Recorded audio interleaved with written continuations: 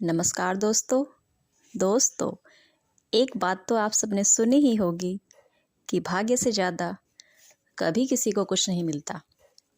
यह बात बिल्कुल 16 आने सच है। जो आपके भाग्य में लिखा है वही आपको मिलेगा। अगर आप अथक प्रयास कर रहे हैं और उसमें आपको बार बार असफलता ही मिल रही है तो यह सब आपके भाग्य के कारण ही हो रहा है। लेकिन इसका अर्थ यह नहीं कि आप प्रयास करना ही छोड़ दें। लगातार प्रयास और मेहनत तथा ईश्वर भक्ति भाग्य को बदल भी सकती है। लेकिन दोस्तों, भाग्य को बदलना एक दूसरा विषय हो गया है। अभी तो हम केवल भाग्य से ज़्यादा कभी किसी को कुछ नहीं मिलता इस विषय पर ही बात कर रहे हैं। यह मैं आपको एक पौराणिक कथा के द्वारा समझाने का प्रयास करूंगी। तो चलिए दोस्तों, कहानी शुरू करते हैं। दोस्तों, एक बार एक बूढ़ी औरत किसी गांव में रहती थी जिसका नाम शोभा था। वह बहुत ही गरीब थी। उसका एक बेटा भी था जिसका नाम शोभा ने किस्मत सिंह यह सोचकर रख दिया था कि शायद इसका ऐसा नाम रखने से ही मेरी किस्मत बदल जाए। लेकिन दोस्तों, भला ऐसा भी कभी होता है? केवल किस्मत सिंह नाम रखने से भाग्य थोड़ी ही बदल जाता है। वे इतने गरीब थे कि प्रतिदिन उन्हें भरपेट खाना भी नसीब नहीं होता था। एक बार की बात है, उन्हें 3 दिन बिना खाए पिए हो गए थे।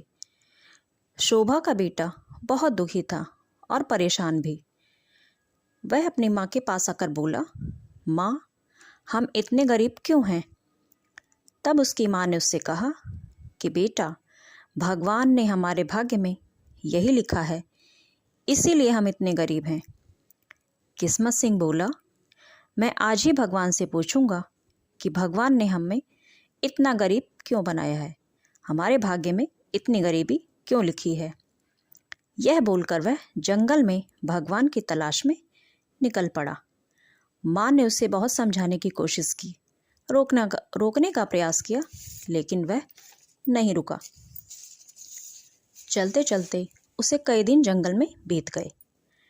अचानक एक दिन उसी रास्ते पर भगवान शिव जी और पार्वती जी आ रहे थे। पार्वती जी उस बच्चे की हालत को देखकर बहुत दुखी हुई और उन्होंने शिव जी से कहा, हे नाथ, आपको इस बच्चे की मदद करनी चाहिए। शिव जी पार्वती जी से कहते हैं कि हे प्रिय, इसके भाग्य में यही लिखा है, अगर मैं इसे कुछ दे भी दूंगा तो भी वह इससे छिन ही जाएगा। पार्वती जी शिव जी से बोली, नाथ, कुछ भी हो, लेकिन आपको इस बच्चे की मदद करनी ही होगी। तब पार्वती जी के हठ करने पर भगवान भोलेनाथ जी ने उस बच्चे को एक हीरो का हार दे दिया। बच्चा उस हीरो के हार को पाकर बहुत खुश हुआ और उसने सोचा कि यह हार मैं अपनी माँ को दे दूंगा। वह इसे देखकर बहुत प्रसन्न होगी और इससे हमारी गरीबी भी दूर हो जाएगी। यह सोचकर वह अपने घर की ओर चल दिया। अचानक उसे रास्ते में दीर्घ शंका लग गई।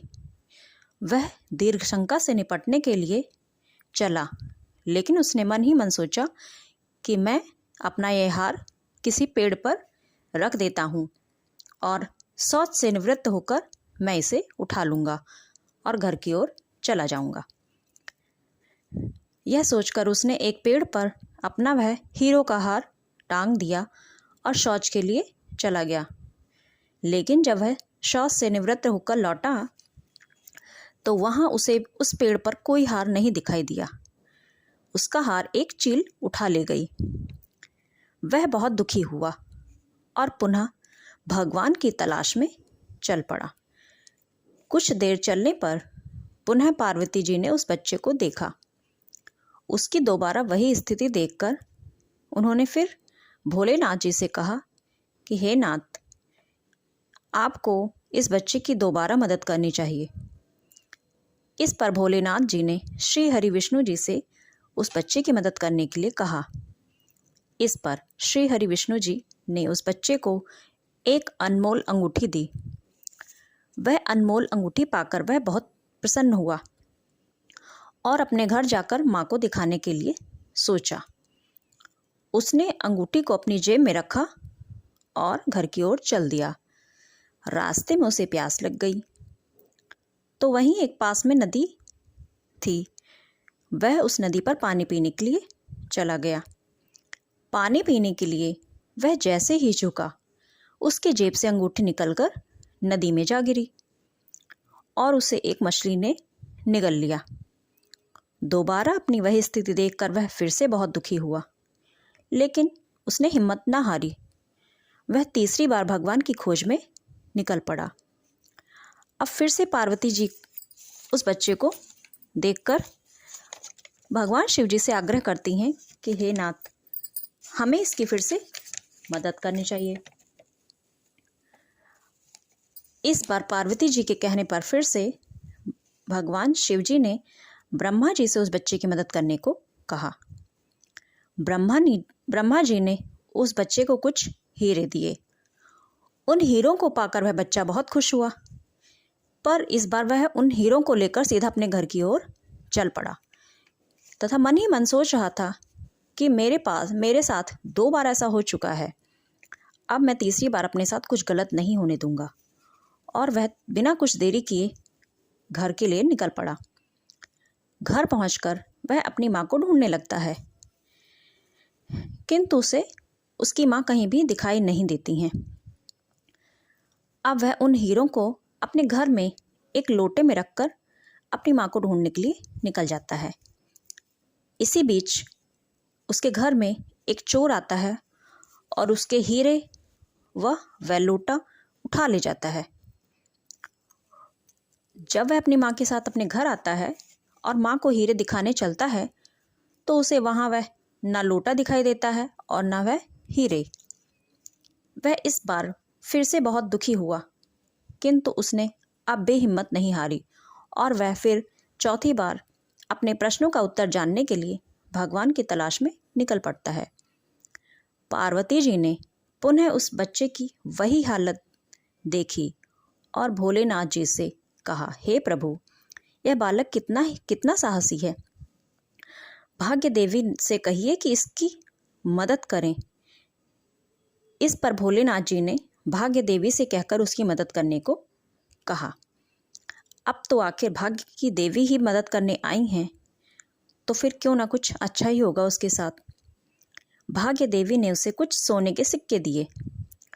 सोने के सिक्कों को पाकर वह बहुत प्रसन्न हुआ। उसने वे सिक्के अपनी माँ को दे दिए। उन सिक्कों की मदद से उनकी गरीबी दूर होने लगी और उसका भाग्य भी सुधरने लगा। समय के साथ साथ भोलेनाथ जी द्वारा दिया गया हार, श्री हरि विष्णु द्वारा दी गई अंगूठी और ब्रह्मा जी द्वारा दिए गए कुछ हीरे उसे धीरे धीरे मिलते गए। तो दोस्तों, यह कहानी हमें यही सीख दे रही है कि जब तक आपकी किस्मत में कोई चीज़ नहीं लिखी है, भाग्य में कोई चीज़ नहीं लिखी है, वह आपको नहीं मिल सकती। तो दोस्तों, वीडियो में दी गई जानकारी आपको कैसी लगी प्लीज़ कमेंट्स में बताएं तथा वीडियो अच्छी लगे तो इसे लाइक और चैनल को सब्सक्राइब अवश्य करें। तब तक के लिए ओम नमः शिवाय।